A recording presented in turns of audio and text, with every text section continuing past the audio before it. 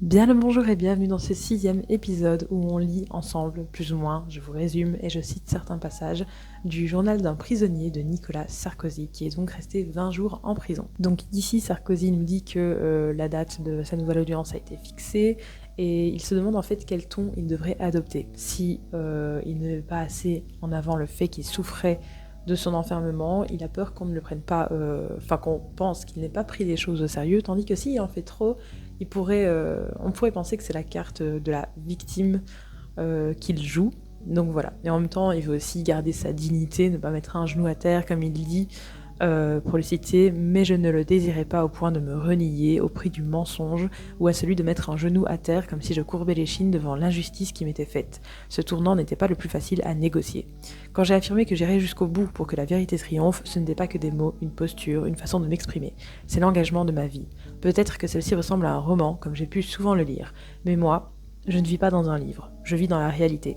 Et cette réalité, c'est d'abord celle de mon innocence complète. Tant que je disposerai d'un souffle de vie, je me battrai de toutes mes forces pour la démontrer, quel que soit le temps que cela prendra. Donc voilà, il clame toujours évidemment haut et fort son innocence et il est très très très déterminé, comme on peut le lire, à prouver son innocence et à rester digne lui-même et voilà. Sarkozy nous parle longuement du fait que lors de l'appel donc au tribunal, il va être constaté qu'en effet le document qu'il incriminait à la base, donc un document qui avait été émis par Mediapart, était très probablement un faux. Donc là-dessus évidemment il revient aussi sur les détails de d'où sort ce document, donc ça a été publié en 2012, que ça l'incriminait en disant qu'il avait reçu des financements de la Libye pour sa campagne présidentielle, etc., etc. Donc il revient très longuement dessus, il va vraiment dans des détails, etc. Et ce serait beaucoup trop long de retransmettre ici vraiment tout ce qu'il a dit. Et d'ailleurs, le but ici n'est pas vraiment de juger de l'innocence ou de la culpabilité de Sarkozy, mais c'est vraiment de voir le ton du livre, ce qui s'y dit,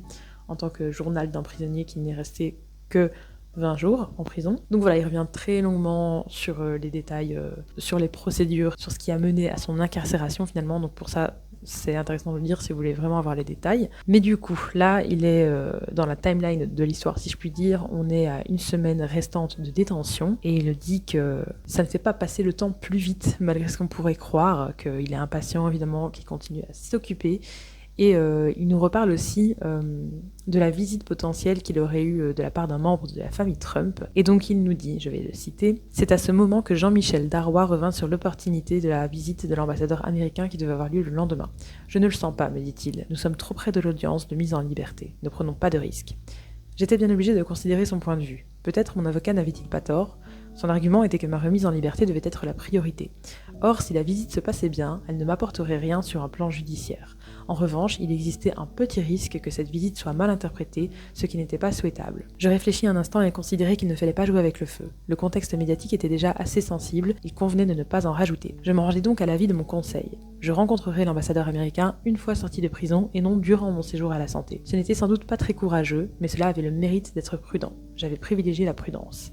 C'était donc la confirmation que j'avançais en âge. Donc voilà, il fait un petit peu d'humour, mais c'est vrai qu'il joue la carte de la prudence, qu'il va sortir, il est plus dans le mood, on fait pas de vagues, on attend et on verra après. Sarkozy fait aussi un petit aparté sur les soins de santé qu'il est possible de recevoir en prison. Donc il dit qu'il avait mal au dos et qu'il a été examiné par une médecin qui l'a pesé également parce qu'apparemment c'était important de suivre sa santé, sa peut-être perte de poids.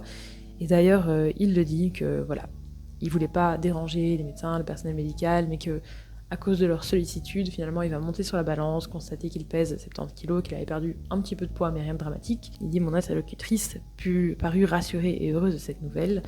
J'en profitais pour lui parler de mon dos douloureux qu'elle examina consciencieusement. Ce n'était pas grave, mais cela provoquait une grande fatigue. Moins d'une heure après son départ, je reçus le médicament adapté à ma situation, avec notamment une pommade analgique qui me soulagea grandement. J'étais reconnaissant envers cette médecin rencontrée pour l'occasion qui m'avait dit en me quittant « Surtout, bon courage, monsieur le président ». C'était vraiment gentil.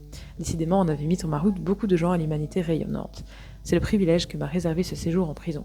Si apprendre c'est rester jeune, la prison m'aura rajeuni parce que j'y ai beaucoup appris. Et donc là, il dit que il constate que le système de santé, il est quand même relativement bien fait en prison et que dès le lendemain, il aurait eu la possibilité d'avoir une séance de kiné, mais qu'il a refusé. Il dit, indépendamment de mon statut, ces personnels étaient présents est disponible pour tous les détenus. On parle suffisamment des problèmes de la prison pour ne pas manquer de souligner les choses qui fonctionnent bien, et cela m'avait donné l'impression qu'il en était ainsi, au moins pour les questions sanitaires. Donc voilà, est-ce que vraiment les soins sont fournis avec autant d'attention, autant de rapidité à tous les détenus, ou est-ce que, encore une fois, c'est parce qu'il s'agit d'un ex-président qu'il y a une attention supplémentaire qui est apportée? On ne le saura jamais, nous, en tant que personne lambda et extérieure à ce système, mais c'est une question, je pense, qui mériterait d'être posée. Sarkozy évoque beaucoup, tout au long de ce livre d'ailleurs, mais là il revient encore là-dessus. Il évoque donc tout le soutien qu'il a pu recevoir d'amis, d'anciens collègues du monde politique, d'inconnus.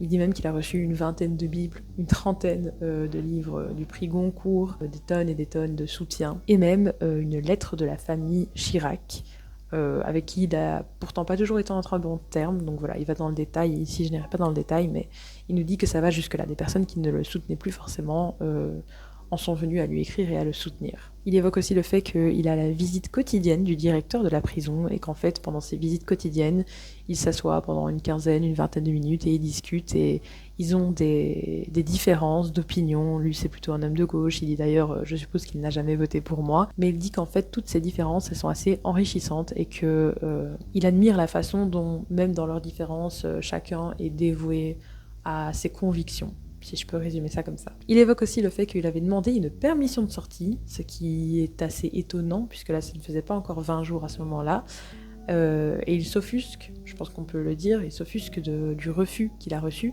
Il avait demandé une permission de sortir parce que son petit-fils était né, et que donc il voulait rencontrer son petit-fils, et il a donc essuyé un refus. Il note d'ailleurs la façon dont la lettre était très administrative, très sèche, et donc dans son refus, on lui explique qu'en fait, il va bientôt avoir peut-être la possibilité de sortir, puisque à ce moment-là, on ne le sait pas encore, et qu'il n'y a pas de raison urgente d'avoir une autorisation de sortie pour lui. Donc il dit qu'il est résigné et qu'il n'insiste pas davantage, et il dit: j'étais bien conscient cependant qu'il fallait que je prenne garde à ne pas me considérer comme coupable de quoi que ce soit, à intérioriser en quelque sorte ma culpabilité, car c'était le danger avec le temps qui passait. À force de subir des injustices, on peut finir par les trouver normales, voire par se sentir gêné d'exister, ce qui, en définitive, n'est que son droit, celui de ne pas être coupé de sa famille. Cela ne me paraissait pas être une demande inacceptable, alors que je ne représentais pas un danger majeur pour la société, ce qui était le moins que l'on puisse dire. Après, je pense pas qu'on l'a pas laissé sortir parce qu'il représentait un danger, je pense que les autorités avaient surtout peur qu'il prenne la fuite, même si évidemment il disait je ne vais pas prendre la fuite, mais je pense que personne ne le dirait s'il prenait la fuite. Je dis pas qu'il allait prendre la fuite non plus, mais je dis que c'est pour ça qu'on l'a laissé sortir. Donc là il s'offusque, il dit un peu je suis en danger pour personne, mais je pense que c'est pas ça la question et que lui-même le sait d'ailleurs, puisqu'il l'a déjà dit dans les épisodes précédents, je l'évoque aussi, il a dit que voilà, les gens avaient peur, enfin les gens, la justice avait peur qu'il fouille et que ça allait pas du tout être le cas. Sarkozy évoque aussi le fait qu'il y avait eu une bagarre, qu'il y avait un détenu qui avait été amené pour être soigné, mais qu'il avait essayé de s'enfuir, et que cette bagarre qui avait éclaté entre détenus, il trouvait ça dommage parce que c'était des personnes qui s'affrontaient au lieu de se soutenir en tant que camarades d'infortune. Donc là, il a une vision un petit peu idéaliste de la situation, je pense, évidemment. Comme il peut le constater, ce n'est pas aussi simple. Mais il nous dit aussi que ces événements à la prison, ça a changé un peu ses réponses naturelles, ses réponses automatiques, ses façons de penser plutôt, par rapport à la prison, à la violence, au système carcéral. Et il dit qu'il a beaucoup de compassion finalement pour ces prisonniers qui sont dans un mal-être profond finalement. Et il dit: dans quel état psychologique en ressortirait-il de la prison? On pouvait craindre le pire. Ni les questions posées par cette violence, ni les réponses à y apporter ne sont évidentes. Je me fis la promesse d'avoir, à ma sortie, une parole désormais plus élaborée et moins caricaturale que celle que j'avais pu tenir dans le passé sur tous ces sujets. Donc voilà, finalement, c'est quand même, une porte d'ouverture sur une réflexion plus profonde en ce qui concerne le milieu carcéral, et qu'il se rend compte qu'il a pu être dur, simpliste, caricatural à ce sujet, mais que au final, ça lui a permis de se rendre compte d'une autre réalité. C'est déjà ça, on va dire, si c'est vrai. Et c'est sur ces belles paroles, j'ai envie de dire, qu'on va se laisser pour cet épisode 6. Mais il en reste un 7e qui sera le dernier épisode sur les 2 derniers chapitres du journal d'un prisonnier de Nicolas Sarkozy. Merci d'avoir regardé jusqu'ici et à très bientôt.